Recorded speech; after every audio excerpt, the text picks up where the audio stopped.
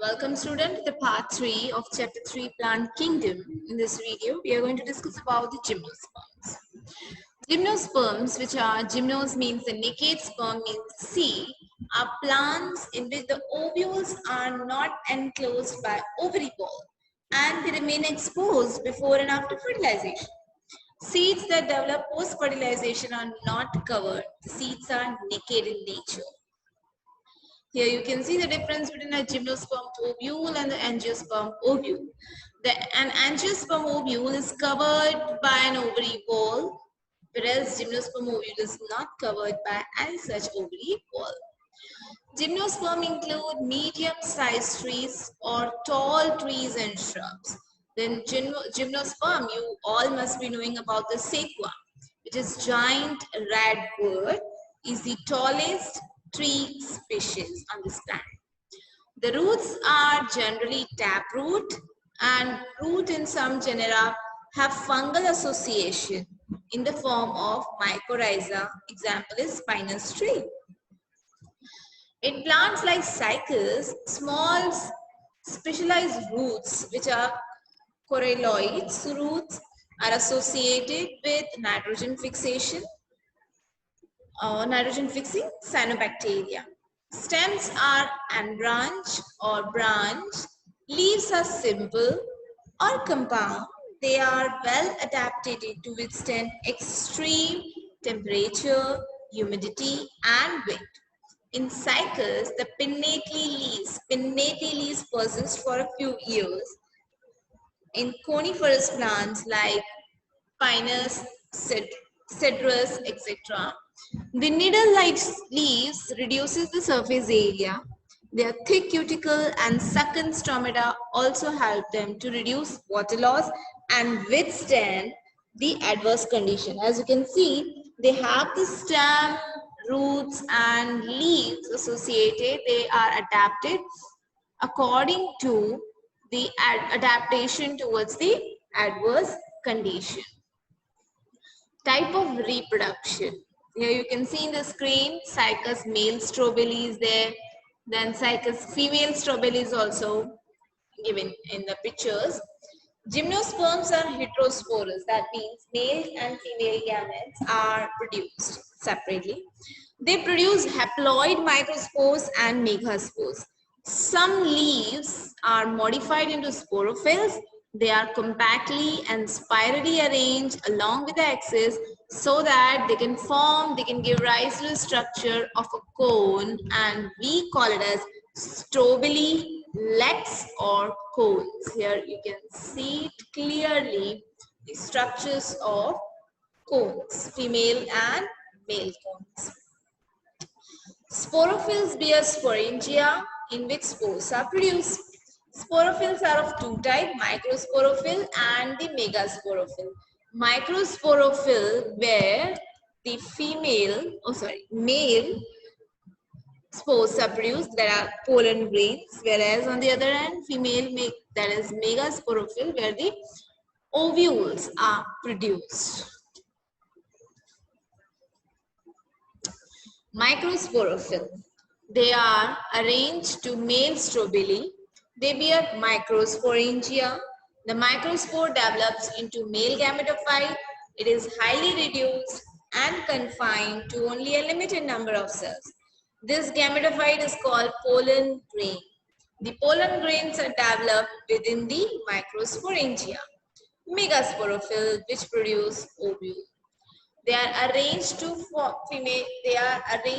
female strobili, which is a microsporangiae.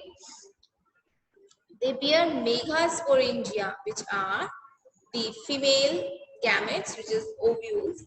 Megasporangium mainly consists of a body called nucellus.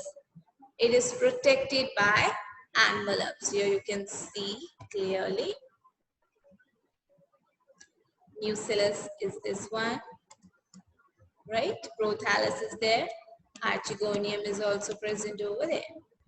The megaspore mother cell is differentiated from a cell of nucellus. It is different than the nucellus.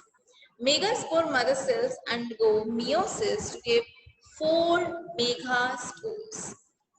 One of the megaspores enclosed within the megasporangium develops into a multicellular female gametophyte, and other they disintegrate, right? Other remaining 3 will disintegrate, will provide nourishment to the megasporangium, the one that is developing into a female gametophyte. The multicellular female gametophyte is also retained within megasporangium. The male or female cones may be born on a same tree or in a different tree. Unlike bryophytes and pteridophytes, in gymnosperm, the male and female gametophytes do not have an independent, free-living existence. They remain within the sporangia, retained on sporophytes. The pollen grains released from the microsporangium are carried in air currents and they meet the opening of ovules.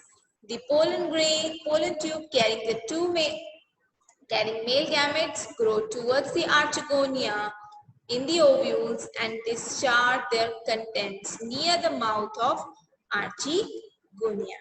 And after fertilization, zygote develops into an embryo and the ovules into seeds. But seeds are not covered. That's why these are the gymnosperm. That is, they are known as naked seeds. That was it about the gymnosperm. Now we'll discuss about the plant life cycle and alternation of generation. Plant life cycle and alternation of generation. In plants, both haploid and diploid cells can divide by mitosis, as we have seen in Pteridophyta, Bryophyta and gymnosperms. This forms haploid and diploid plant bodies.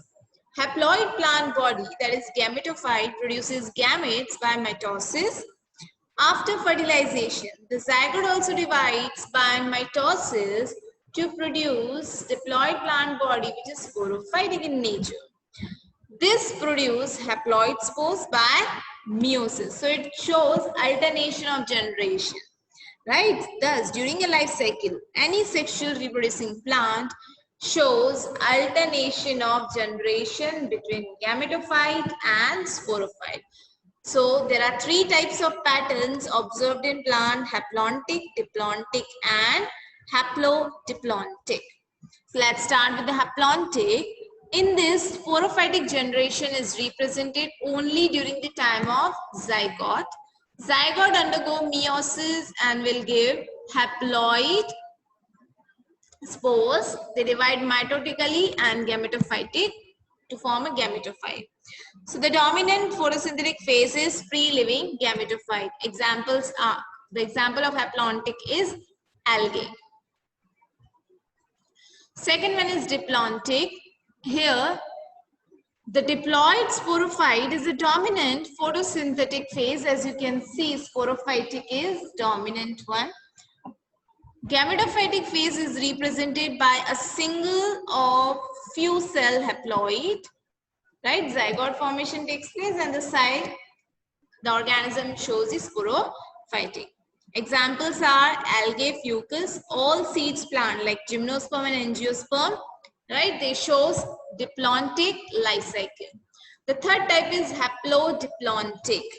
It is intermediate condition between haplontic and diplontic. Both gametophytic and sporophytic are multicellular and often free-living, but they have different dominant phases. Examples are bryophytes and pteridophytes. So that was it about this chapter. Thanks for watching.